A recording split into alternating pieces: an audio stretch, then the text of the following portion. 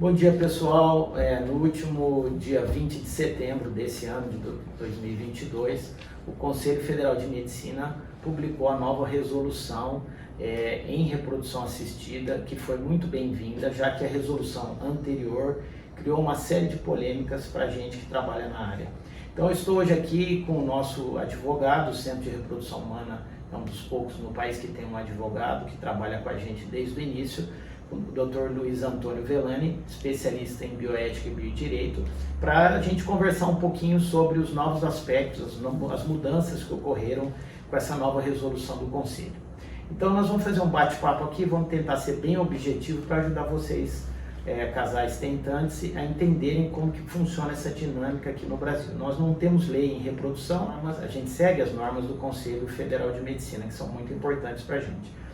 Eu queria aqui agradecer a presença do Dr. Luiz Antônio Vellani pela possibilidade de estar aqui conversando com a gente, discutindo esse assunto muito importante no nosso dia a dia.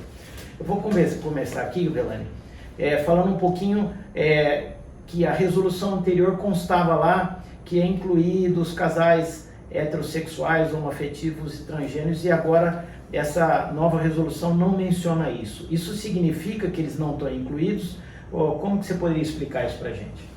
Olá, tudo bem? Meu nome é Luiz Vellani, sou advogado, especialista em direito médico, bioética, e trabalho com o Dr. Gilberto já há mais de 20 anos, 20 e tantos anos, né, Gilberto? 25, E acompanho o magnífico trabalho que ele faz aqui, e, como ele disse, poucas clínicas têm advogado. E ele tem essa preocupação para exatamente cumprir a lei, fazer tudo da melhor forma possível e legal.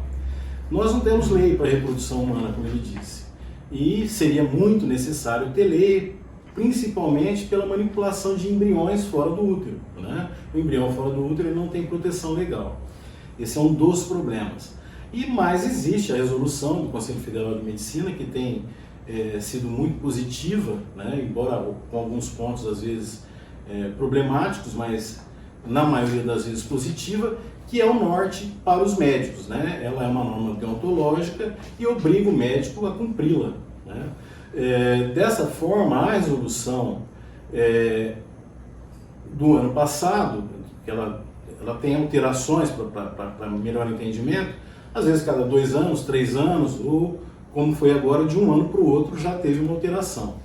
Olha, a questão de constar na resolução anterior que a técnica poderia ser acessada por homossexuais, né, homoafetivos, era, no meu entendimento, discriminatória, né?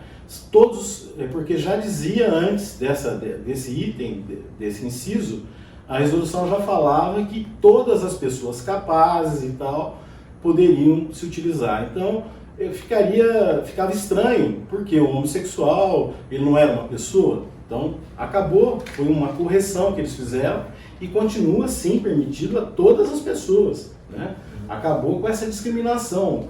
Uma pessoa normal, capaz, e o outro era homossexual, entendeu? É capaz, então, todo mundo é. Perfeito. Perfeitamente. Agora nós vamos entrar aqui no tema de doação de gametas e embriões, que é um tema muito, muito importante, já que cada vez mais as mulheres estão deixando para ter filho mais tarde, os casais de uma maneira geral, e a necessidade de programa de ovodoação está crescendo no Brasil assim de forma galopante, né? Eu queria que o Vellani então comentasse com relação a isso, se houve alguma mudança, não houve, e como que ele está vendo isso. Pois nessa resolução ela manteve o texto do anterior em relação à ovodoação. E o ano passado, a resolução anterior, sim, trouxe um grande avanço, que foi a permissão de ovodoação entre parentes, né, até 4º grau. E que antes não podia e era um dilema para as mulheres e tal. Então isso foi um grande avanço que se manteve nessa atual resolução. Perfeito, maravilha. O outro ponto importante, muito importante para a gente, é que na resolução do ano passado, o Conselho Federal de Medicina tinha limitado até 8 embriões para serem congelados, né? Limitando esse número até 8 embriões. Isso cria um problema muito grande para a gente, principalmente nas pacientes com idade avançada, que vão fazer estudo genético. Muitas vezes a gente ficava sem embriões geneticamente normais para transferir, né? Então, Eu queria que você comentasse com relação a essa limitação que caiu, né, e o que você acha a respeito. Esse foi um dos 2 pontos altos dessa nova resolução, né? Porque limitar era limitar a técnica, limitar a arte da medicina, porque como que o médico vai trabalhar e conseguir lá no final 8 embriões?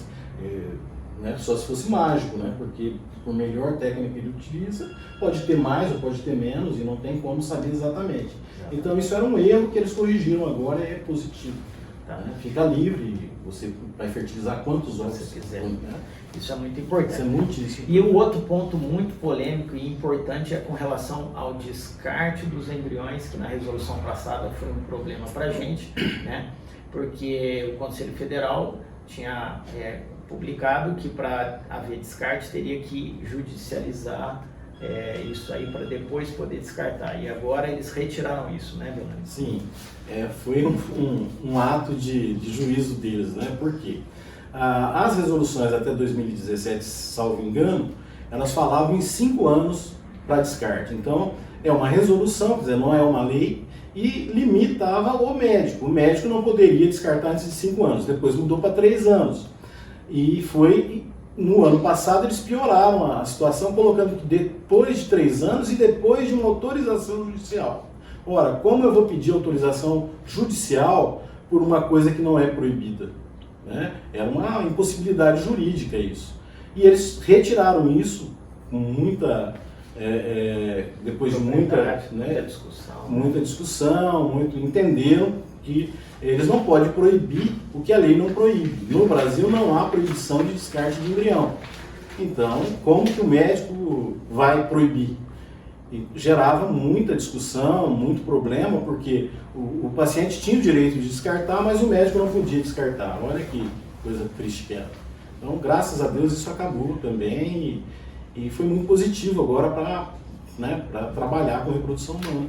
Quer dizer, então não tem mais previsão de tempo mínimo para criopreservação, não há necessidade mais de judicialização para descarte? Nada. Não tem tempo nenhum, pode ser descartado a qualquer momento o embrião. Inclusive os embriões que foram congelados na vigência da resolução anterior, mesmo que foi há 1 ano, há 6 meses, eles podem já ser descartados. Eles não têm que obedecer a resolução anterior. Tá bom, isso é importante. Importantíssimo. Com relação a descarte, eu queria esclarecer aqui para os casais o seguinte, que tenham paciência, né? Quando um casal consegue engravidar, é muito importante que esperem o seu bebê nascer, que vejam se eles tão saudáveis. Sim. Aguarde algum tempo, alguns anos, na minha opinião, nós tivemos casos aqui dramáticos de bebês que nasceram e foram a óbito depois de 1 ano, os casais tinham descartado depois os embriões, tinham doados, e com isso depois voltaram aqui, já não tinham mais os embriões para transferir, né? Nenhum antes de 3 anos, né? Mas eu acho que depois de engravidar tem que aguardar um pouco para ver se os bebês nascem, se eles estão saudáveis, antes de pensar em descartar, né, Jonas? Exatamente. Eu acho até, né, se me permite, que a norma não era abusiva, ela era no sentido de defender o casal. Porque 3 anos, 2 anos de congelamento é interessante para o casal. Né? Deve manter congelado. Por isso que você explicou aí agora. E pode acontecer uma fatalidade. Então, se você tem lá a reserva lá, você vem e continua o tratamento, tudo bem. Agora, se você descartou... Aqui tem aqueles casais que se divorciam, né? Então, às vezes, para esses casos é interessante. Eu acho assim, eu acho que ela deveria manter até o texto como um aconselhamento, entendeu? Mas não como uma obrigação. Eu penso dessa forma. Então é isso, eu acho que os pontos principais são esses e a gente se sentiu na obrigação de vir aqui para vocês e prestar esses esclarecimentos. O nosso trabalho facilitou bastante agora, né, Belânio? Com relação a essa nova resolução. Eu queria parabenizar a Câmara Técnica, todos os nossos colegas, a Itome, o Adelino, o pessoal que está lá na nossa Câmara Técnica defendendo a reprodução assistida no Brasil. Isso está sendo um grande avanço para a gente e vamos que vamos seguindo aqui, trabalhando, tentando ajudar todos vocês a obter esse sonho que é ter um filho.